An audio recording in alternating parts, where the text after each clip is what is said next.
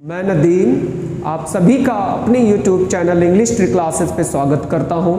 आज हम पंक्चुएशन के बारे में पढ़ने जा रहे हैं। जैसा कि हम क्या पढ़ने वाले हैं, पंक्चुएशन पढ़ने वाले। वो भी सिर्फ कितने टाइप्स के, सिर्फ 15 टाइप्स के। होते तो बहुत पंक्चुएशन लेकिन हम सिर्फ यहाँ कितने पढ़ने वाले, पंक्चुएशन सिर्फ 15 पंक्चुएशन पढ़ने वाले।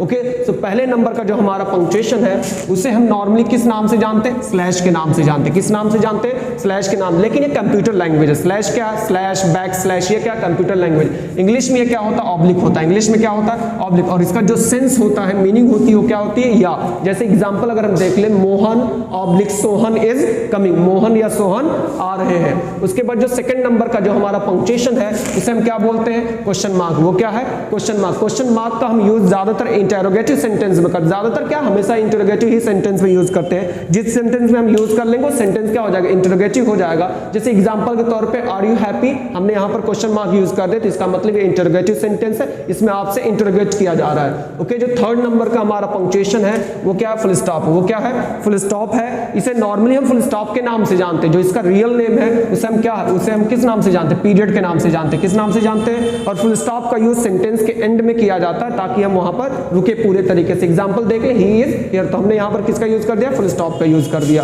ओके, जो फोर्थ नंबर का हमारा पंक्चुएशन है वो है बुलेट पॉइंट। क्या है वो, बुलेट पॉइंट है जिसका यूज हम लाइन की शुरुआत में करते हैं। जैसे हमने यहाँ पर लाइन की शुरुआत के लिए किसका यूज किया, नंबर का यूज किया, तो उसी तरीके से हम क्या कर सकते हैं, लाइन की शुरुआत करने के लिए हम किसका यूज कर सकते हैं, बुलेट पॉइंट का यूज कर सकते हैं। जैसे हमने एग्जांपल में पहले बुलेट पॉइंट यूज किया है, उसके बाद क्या, यू आर द बेस्ट। हम चाहते हैं यहाँ पर नंबर भी यूज कर सकते हैं लेकिन हमने क्या, एग्जांपल दिखाने के लिए हमने क्या यूज किया, बुलेट पॉइंट का यूज किया, यू आर द बेस्ट। उसके बाद क्या, फिफ्थ नंबर का जो हमारा पंक्चुएशन है वो कोटेशन मार्क्स। तो क्या है, कोटेशन मार्क्स है, जिसे हम नॉर्मली दूसरे नॉर्मल लैंग्वेज में डबल इन्वर्टेड कॉमास के नाम से जानते हैं। ओके, आपने देखा होगा जब आप नरेशन पढ़ते होंगे तो वहां पर इन्वर्टेड कॉमा और डबल इन्वर्टेड कॉमा का यूज किया जाता है। यानी इससे ये पता चला किसी के द्वारा कही गई बात को या स्पीच को या कोटेशन को अगर हम रखना चाहें तो सिर्फ किस में रख सकते हैं, डबल इन्वर्टेड कॉमा यानी कोटेशन मार्क्स में रख सकते हैं। जैसे एग्जाम्पल के तौर मैंने एक प्रोवर्ब से उठा लिया जिसका माइट इज राइट, इसको हमने कोटेशन मार्क्स में रख दिया। माइट इज राइट का मतलब होता है जिसकी लाठी उसकी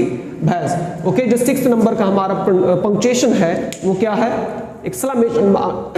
क्या है, सॉरी एक्सक्यूज मी, ये क्या है, एक्सक्लेमेशन मार्क। क्या है, एक्सक्लेमेशन मार्क है। इसका यूज हम इंटरजेक्शन वर्ड के साथ करते हैं और एक्सक्लेमेटरी सेंटेंस में भी करते हैं। जैसे आप देख लो, ओ के बाद एक्सक्लेमेशन मार्क, वाओ के बाद भी क्या है, एक्सक्लेमेशन मार्क लगा है। जो सेवेंथ नंबर का हमारा पंक्चुएशन वो कॉमा है। क्या है, कॉमा है। इसे हम हाफ फुल स्टॉप भी बोल सकते हैं, आधा फुल स्टॉप भी बोल सकते हैं। इसका यूज थोड़ी देर के रुकने के लिए करते हैं। अगर हम पूरे तरीके से रुकते हैं तो फुल स्टॉप का यूज करते हैं, थोड़ा सा कम रुकना होता तो हम किसका यूज करते हैं, कॉमा का यूज करते हैं। जैसे आप देखें, you comma I and he, इसका मतलब यहाँ पे हमें थोड़ा सा स्टे करना है, रुकना है, इसलिए हमने यहाँ पर किसका यूज किया, कॉमा का यूज किया। ओके, जो 8th नंबर का हमारा पंक्चुएशन है वो क्या है, वो है ब्रैकेट्स। वो क्या है, इसे हम बिग ब्रैकेट्स के नाम से भी जानते हैं, स्क्वायर ब्रैकेट्स के नाम से भी जानते हैं। ओके, चीजों को इसके अंदर या लिखी गई बातों को भी हम ब्रैकेट में यूज कर सकते हैं। ज्यादातर हम इसमें मैथ में इसका यूज करते हैं, इन ब्रैकेट्स का।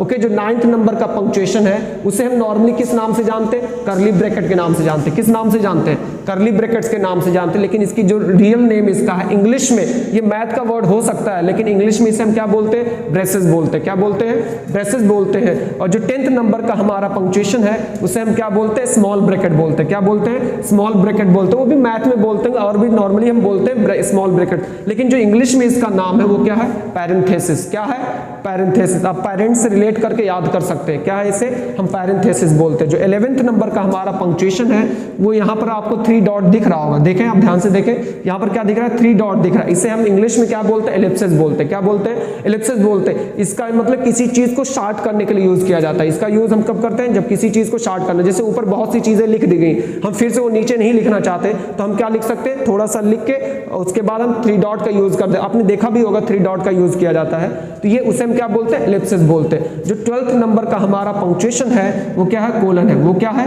कोलन है। अगर मैं इसका बताऊं, आपको हिंट करके बताऊं तो फुल स्टॉप से हिंट कर सकते हैं। देखिए, फुल स्टॉप का एक फुल स्टॉप लगा है तो थोड़ा सा आप यानी रुक जा रहे हैं, लेकिन डबल फुल स्टॉप लगा है तो हम ज्यादा रुकेंगे।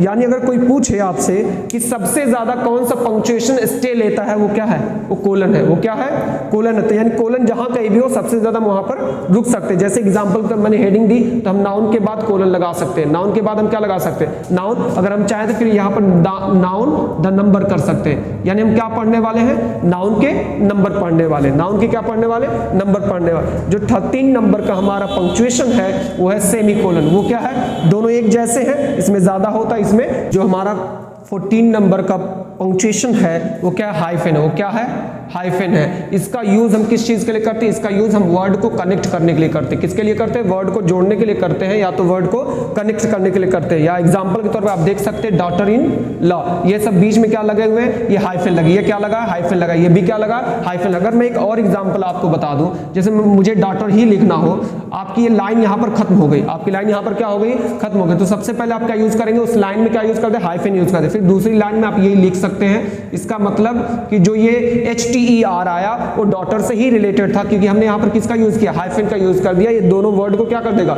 जोड़ देगा। लेकिन ठीक इसका उल्टा क्या होता है, हम डैश का यूज, 15 नंबर का जो हमारा पंक्चुएशन है वो डैश है, और डैश क्या करता है, चीजों को अलग करने के लिए यूज किया जाता है। किसके लिए यूज किया जाता है, चीजों को अलग करने के लिए यूज किया। जैसे एग्जांपल के तौर पर अगर हम देखें 2023-2024, यानी 23 को डैश के द्वारा 24 से क्या कर दिया गया, अलग किया गया। और अगर देखा जाए सबसे बड़ा इनके डिफरेंस क्या, हाइफन और डैश का। हाइफन का यूज हम क्या करने के लिए यूज करते हैं, जोड़ने के लिए करते हैं, और डैश का यूज किसके लिए यूज किया जाता है, चीजों को अलग करने के लिए यूज किया जाता है। अगर अपीयरेंस देखें, इनका देखने में क्या फर्क दिखता है, तो हाइफन क्या होता है, डैश के कंपैरिजन में क्या होता है, लेंथ में छोटा होता है, डैश के कंपैरिजन में क्या होता है, लेंथ में छोटा। अगर हम देखें डैश के टाइप भी बता दें आपको, डैश के तो दो टाइप होते हैं, एम डैश होता है और एन डैश होता है। एम डैश और एन डैश, एन डैश थोड़ा सा बड़ा होता है और एम डैश छोटा होता है।